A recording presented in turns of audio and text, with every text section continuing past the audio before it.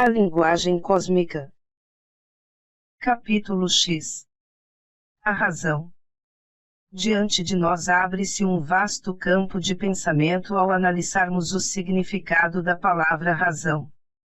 Primeiramente, o benfeitor e o malfeitor encontram sempre uma razão para justificar seu procedimento. Quando duas pessoas brigam, ambas dizem que o direito está do seu lado. Por quê? Porque cada indivíduo tem sua razão, mas para uma terceira pessoa a razão de um parece mais razoável que a razão do outro, ou talvez diga que nenhuma das partes tem razão e que a razão está do seu lado.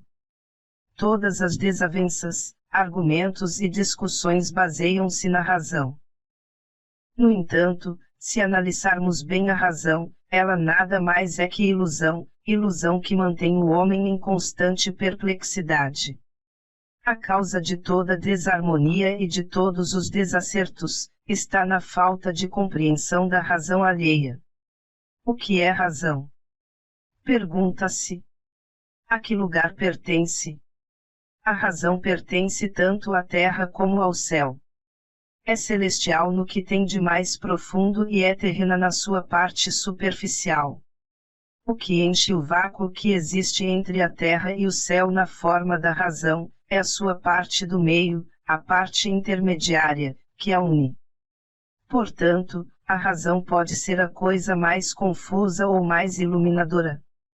A parte mais profunda da razão é o raciocínio mais perfeito e pertence ao céu. Há um outro raciocínio que pertence à terra. Se perguntarmos a alguém, por que tirou a capa de chuva de fulano, é possível que responda, porque estava chovendo. Sem dúvida procurou uma razão para justificar seu procedimento, mas precisa de uma outra razão que o leve a pensar, não devia ter tirado a capa de uma outra pessoa.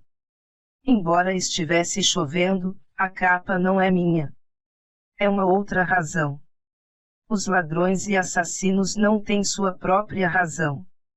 Às vezes são boas razões, mas são superficiais. Não diz um ladrão para justificar o roubo, que significa para o dono disto tudo, tão rico, perder esse dinheiro. Aqui estou eu, um homem pobre, que pode fazer melhor uso desse dinheiro. Não vou roubar toda a fortuna, apenas tirar a quantia que necessito. Vai me ser útil, porque posso fazer o bem com o dinheiro. A razão é a serva da mente. Se a mente tem vontade de elogiar alguém, a razão imediatamente apresenta 1000 coisas a seu favor para exaltá-lo. Se a mente quer odiar alguém, logo apresenta talvez 20 argumentos a favor desse ódio. Assim, um amigo amável acha 1000 coisas boas e belas no amigo e um adversário achará 1000 defeitos na melhor pessoa do mundo, porque encontra razões para tal. Na conversação francesa ouve-se constantemente a frase, vous avez raison, tens razão. Podemos dizer que cada um tem sua razão. Não é só algumas vezes que alguém tem razão. Todos têm sempre uma razão. Depende da razão, é a razão terrena, a razão celestial ou a razão intermediária. É bastante compreensível que a razão celestial não se harmonize com a razão terrena. Com relação à essência das coisas, onde podemos encontrar a razão? Onde podemos saber algo sobre ela? A razão terrena aprende-se com a vivência de nossas experiências do mundo. Quando dizemos, isto é direito e aquilo é errado, foi o resultado do nosso aprendizado na Terra, em que nos ensinaram a achar que uma coisa é certa e outra é errada. Ambas as coisas nada representam para uma criança inocente, que por sua pouca idade nada sabe sobre o certo e o errado porque ainda não adquiriu a razão terrena. Há uma razão que está acima da razão terrena. Aquele homem da história que tirou a capa do companheiro, tinha sua razão e desculpou-se dizendo que a tirou porque estava chovendo. Mas acima dessa razão vamos encontrar uma outra razão, a que fez o homem pensar, você tirou a capa, mas ela não lhe pertencia. É uma outra razão, a razão atrás da razão. Ainda existe um outro senso da razão, a razão celestial. Nem todos compreendem essa razão. É a razão que videntes e sábios descobrem dentro de si, assim como os místicos e profetas. As religiões são fundadas sobre a razão celestial. No solo dessa razão brotam, como plantas, as ideias do misticismo e da filosofia, que dão flores e frutos. Quando é pedido ao discípulo que escute a razão do Mestre e não a discuta, é para que reconheça que atrás da razão do Mestre está a razão celestial e saiba que chegará um dia na vida em que seus olhos serão abertos para a razão primordial. Como se chama essa razão? Bodhisattva. Sattva significa essência e Bodhi ou Buddha significa razão. Dessa palavra originou-se o título Gautama Buda. Como chegar a essa razão? Entrando no ritmo chamado Sattva. Existem 3 ritmos, Tamas, Rajas e Sattva. Conhece a razão terrena o indivíduo que vive no ritmo Tamas. O homem cujo ritmo de vida é Rajas conhece não só a razão terrena como a razão oculta atrás de uma razão. Aquele que começa a ver ou viver no ritmo Sattva, príncipe a ver a causa de todas as razões, aqui está na parte mais profunda de todos os seres. É a razão de Deus. A razão está ligada a um impulso e está vinculada a um pensamento. A razão vinculada a um pensamento é a parte intermediária da razão. A razão ligada a um impulso é a parte inferior da razão, enquanto que a razão inspiradora, a parte mais alta da razão, é a razão celestial. Essa razão revela a luz divina. Essa luz vem através do despertamento para essa razão, que vamos encontrar vivendo no coração de Deus. Contam a seguinte história: Moisés estava percorrendo um país em companhia de Khidr. Khidr era o Murshid, mestre, de Moisés, quando estava sendo preparado para sua missão de profeta. A primeira lição de disciplina dada a Moisés foi ficar calado, não falar, em qualquer circunstância. Andaram por lugares lindos. Mestre e discípulo não proferiram uma só palavra. O mestre exultava diante da beleza da natureza e o discípulo sentia a mesma exaltação. Chegaram às margens de um rio. Moisés viu uma criancinha se afogando e a mãe chorando e gritando porque nada podia fazer. Moisés não conseguiu manter silêncio, ficar de lábios cerrados. Quebrou a disciplina e exclamou: Mestre, mestre, salve a criança. Está se afogando. Khidr apenas disse: Cala-te. Mas Moisés não podia ficar calado e repetiu: Mestre, mestre, salve a criança. Está se afogando. O mestre repetiu: Cala-te. Calou-se Moisés, mas sua mente estava inquieta. Não sabia o que pensar. Perguntou a si mesmo: como o mestre pode ser tão desatencioso, tão inconsiderado, tão cruel, ou será que é um incapaz? Não podia compreender o que estava acontecendo, não ousava emitir tal pensamento e no entanto o episódio trouxe-lhe tremendo desconforto. Caminharam mais um pouco e viram um navio afundando. Moisés disse: Mestre, aquele navio está afundando, vai sussurrar. Novamente o mestre ordenou-lhe que não falasse. Moisés calou-se, mas aquele desconforto aumentava. Quando chegaram ao destino, Moisés disse ao mestre: Mestre, pensei que fosseis salvar aquela inocente criança do afogamento e também que salvasseis o navio que estava naufragando, mas não fizestes nada. Não compreendo e gostaria de ter uma explicação. E o mestre falou: o que você viu eu também vi, ambos vimos. Portanto não havia necessidade de me dizer o que estava acontecendo, porque eu vi. Se eu tivesse pensado que o melhor era interferir, teria feito isso. Porque, então, toda aquela preocupação de chamar minha atenção e estragar seu voto de silêncio.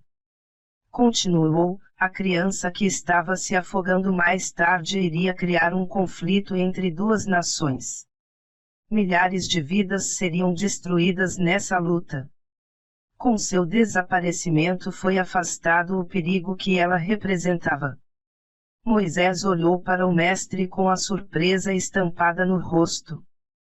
Kida continuou a explicar, o navio que estava naufragando era um navio de piratas que navegava para atacar e afundar um navio de peregrinos, pilhar e trazer para seu esconderijo o que pudessem. Acha que nesses casos você e eu podemos nos arvorar em juízes? O juiz está oculto, conhece tudo sobre suas ações e seu trabalho. Quando disse que ficasse quieto, deveria ter cerrado os lábios e observar tudo silenciosamente, como fiz. Há um verso persa que diz: o jardineiro é quem sabe qual a planta que deve ser cultivada e a que deve ser cortada. Será essa a nossa atitude?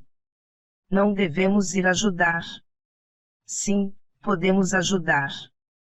Mas também se uma pessoa espiritualizada não faz aparentemente o que dela esperamos, não é preciso falar-lhe sobre isso, pois devemos saber que há uma razão. Não é preciso julgá-la, porque quanto mais evoluímos mais nossa razão é diferente. Assim ninguém tem poder para julgar ninguém, o que deve fazer é agir da melhor maneira possível. Sem dúvida a educação atual constitui grande obstáculo para as crianças. São ensinadas a raciocinar livremente com os pais. Com esse raciocínio livre, quando chegam a uma certa idade não param para pensar. Antes de pensar argumentam, discutem e perguntam, por que não, por quê? Dessa maneira jamais chegarão à razão celestial, pois para chegar a ela é preciso ter uma atitude respondente e não uma atitude exercitante. O que uma criança hoje em dia aprende é uma atitude agressiva. Quer impor aos outros o seu conhecimento. Por não possuir uma atitude respondente, perde a criança a oportunidade de chegar à essência da razão, o espírito de Bodhisattva. Eis a grande dificuldade na vida das almas evoluídas. O que aconteceu com Jesus Cristo? Havia a razão terrena de um lado e do outro a razão celestial. Certa vez ao olhar para meu Murshid, mestre, surgiu-me o seguinte pensamento: por que uma alma tão elevada como a do meu Murshid usa chinelos bordados a ouro? Controlei-me imediatamente. Tudo não havia passado de um pensamento apenas. Jamais meus lábios deixariam passar tal pensamento e já o havia controlado. Mas o pensamento tinha sido emitido e como eu não podia abafar minha insolência com os lábios e o meu coração era um livro aberto para o meu mestre, ele imediatamente leu meu pensamento.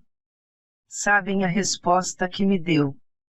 Tenho a meus pés os tesouros da terra. Certa vez um mestre foi à cidade e voltou comentando: estou tão alegre, como estou contente. Senti uma grande exaltação na presença da bem-amada. Um dos discípulos pensou, encontrou uma bem-amada e sentiu grande exaltação, que maravilha! Vou até lá para ver se encontro uma bem-amada. Andou pela cidade e voltou dizendo: que coisa horrível, como o mundo é terrível. Todos pareciam querer engolir um ao outro, foi esse o quadro que vi. Só senti depressão, como se todo o meu ser tivesse sido cortado em pedaços. Você está certo, disse o mestre. O discípulo indagou o motivo dele, o mestre, ter ficado tão exaltado com a visita à cidade e ele sentiu como se tivesse sido cortado em fatias. Simplesmente não pude suportar, foi horrível, finalizou o discípulo. E o mestre apenas disse: você não andou no mesmo ritmo que eu.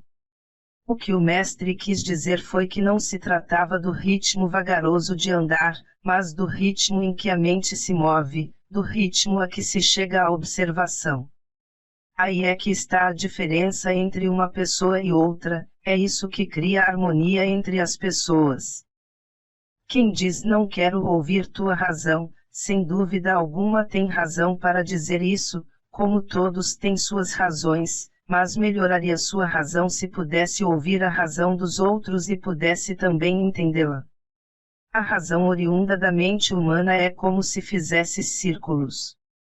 A mente de uma pessoa fez um círculo num minuto, a de outra fez o mesmo círculo em 5 minutos. A razão não é igual. A mente de uma outra fez um círculo em 15 minutos e sua razão é diferente. Quanto mais tempo levar, mais largo é o horizonte de sua visão e será assim a sua perspectiva na vida. O raciocínio é uma escada. Por essa escada podemos subir e podemos cair, porque se o raciocínio não nos ajudar a subir, pode nos ajudar a descer. Se para cada passo que se dá para subir há uma razão, há também uma razão para cada passo para baixo. Sem dúvida que tal distinção existe para permitir que compreendamos que há realmente uma só razão, que é uma faculdade.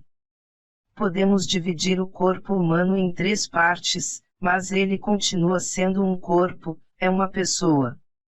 A razão é um grande fator. Tem em si possibilidades de trazer inúmeras maldições e bênçãos.